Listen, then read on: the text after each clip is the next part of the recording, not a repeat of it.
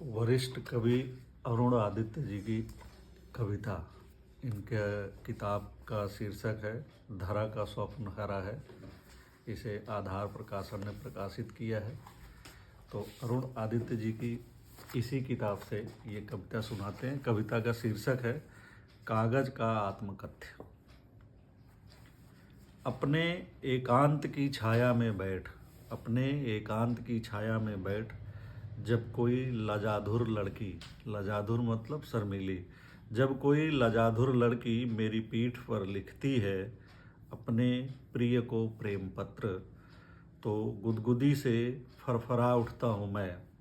परदेश में बैठे बेटे की चिट्ठी बाँचते हुए जब कांपती है किसी जुलजुल माँ का हाथ, जुलजुल यहाँ वृद्धा से संकेत है, तो रेसा रेसा काँप जाता हूँ मैं और उसकी आँख से कोई आंसू टपकने से पहले अपने ही आंसुओं से भीग जाता हूँ मैं।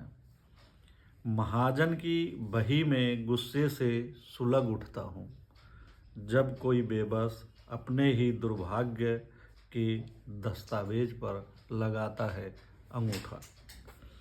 मुगालते भी पाल लेता हूँ कभी कभी, मसलन जब उत्तर पुस्तिका की भूमिका में होता हूँ तो इस खुशफहमी में डूबता उतराता हूँ कि मेरे ही हाथ में है नई पीढ़ी का भविष्य। रुपए की भूमिका में भी हो जाती है खुशफहमी कि मेरे ही दम पर चल रहा है बाजार और व्यवहार, जबकि मुझे अच्छी तरह पता होता है कि कीमत मेरी नहीं उस चिड़िया की है जिसे रिजर्व बैंक के गवर्नर ने बिठा दिया है मेरी पीठ पर, यानी हस्ताक्षर।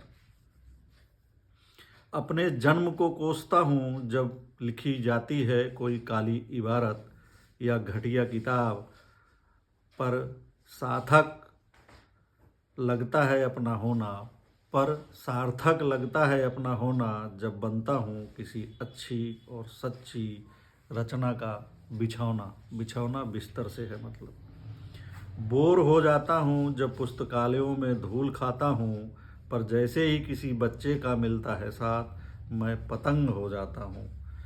मेरे बारे में और भी बहुत सी बातें हैं, पर आप तो जानते हैं हम जो कुछ कहना चाहते हैं उसे पूरा पूरा कहाँ कह पाते हैं।